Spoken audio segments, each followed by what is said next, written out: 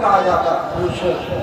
گھر اجاڑ دینا بڑا آسان ہے، گھر بسانا بہت مشکل ہے، اور یہ مشکل کام میاں حضور رحمت اللہ علیہ نے اپنی زندگی میں بھی کیا، اب ان کے روحانی صاحب حضرت قاضی میاں حضور رحمت اللہ علیہ بھی کر رہے ہیں۔ اس لیے گالیوں کا جواب دینے کی ہمیں ضرورت نہیں، ان کی گالیاں ہمارے ثواب میں اضافہ کر دیتی ہیں۔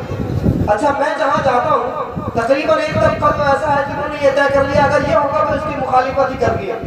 حضرت محبوب الہی کا میں نے ایک واقعہ پڑھا، قاضی میاں صاحب نے فرمایا تھا کہ میاں حضور حضرت محبوب الہی کا بڑا تذکرہ کیا بھی کرتے تھے اور سننا بھی بڑا پسند کرتے تھے، تو میں یہ یقین پہلی دلا چکا ہوں کہ میاں حضور کا سایہ ہمارے سروں پر ہے، اور حضرت میاں حضور روحانی سرپرستی فرما رہے ہیں، ان کی خوشی ہو جائے ہمارے لیے دعا کر دیں، ہم سب کی نجات ہو جائے گی۔ تو اس لیے میں اسی پہ کر رہا ہوں محبوب الہی کا۔ خواجہ نظام الدین اولیاء رحمت اللہ علیہ ایک شخص کو وظیفہ دیا کرتے تھے حضرت بھائی، اور وہ آدمی محبوب الہی کی برائی کرتا تھا۔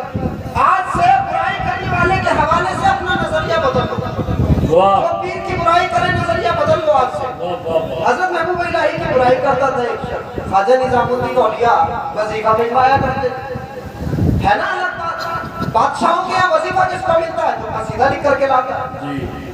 سو کولڈ پیروں کے یہاں نذرانے کس کو ملتے ہیں؟ جو لمبی سی مرکبت لکھ کر کے آتا ہے نا، زمین کو آسمان سے ملانے کی کوشش کرتی ہے، یہی تو سب ہو رہا ہے۔ بزرگوں کیا ہے سب چیزیں نہیں۔ اب حضرت محبوب الہی برائی کرنے والے کو وظیفہ دیتے تھے۔ اب ایک دن اس کی بیوی نے کہا کہ جی سنتے ہو یہ تم اتنی برائی کرتے ہو حضرت نظام الدین کی اور وہ تمہیں وظیفہ نہیں پاتے۔ اب اس کو غیرت آ گئی، اس نے برائی کرنا بند کر دی۔ اب جب اس نے برائی کرنا بند کر دی حضرت نے وظیفہ بند کر دیا، ہے نا، الٹی چال چلتے ہیں دیوان کا نیش، آنکھوں کو بند کرتے ہیں دیدار کے لیے۔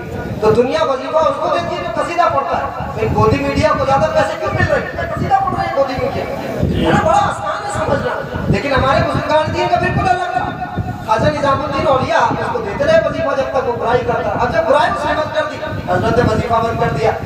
اب کیا ہوا کہ بزرگوں کے نام میں چل رہا تھا کاروبار، چولہا بھی چل رہا تھا، اب جب چولہا چلنا بند ہو گیا وظیفہ بند ہو گیا تو آگے پھر بہت سارے لوگ ایسے ہیں، ضروری نہیں ہے کہ وہ میاں حضور کو مانے ہی، ضرورت سے بھی کچھ لوگ جو ہے دروازے پہ آ جاتے ہیں، کچھ لوگوں کو لنگر کی ضرورت ہے، لیکن بزرگوں کا کام یہ ہے کہ لنگر کھلا دیتے ہیں، مانے نہ مانے، کیونکہ اللہ بھی ایسے بندوں کو رزق عطا فرماتا ہے جو اس کو نہیں مانتا، کیونکہ وہ کریم ہے۔ اسی لیے حضور نے فرمایا تخلقوا باخلاق اللہ، اپنے اخلاق کو اللہ کے اخلاق کے ساتھ متصف کر لو۔ تو جس طرح سے پروردگار کا سورج ماننے والوں کو بھی روشنی پہنچاتا ہے، نہ ماننے والوں کی یہاں بھی روشنی پہنچاتا ہے، اسی لیے جو خدا کا حقیقی بندہ ہوتا ہے نا اس کا فیض بھی دوست دشمن سب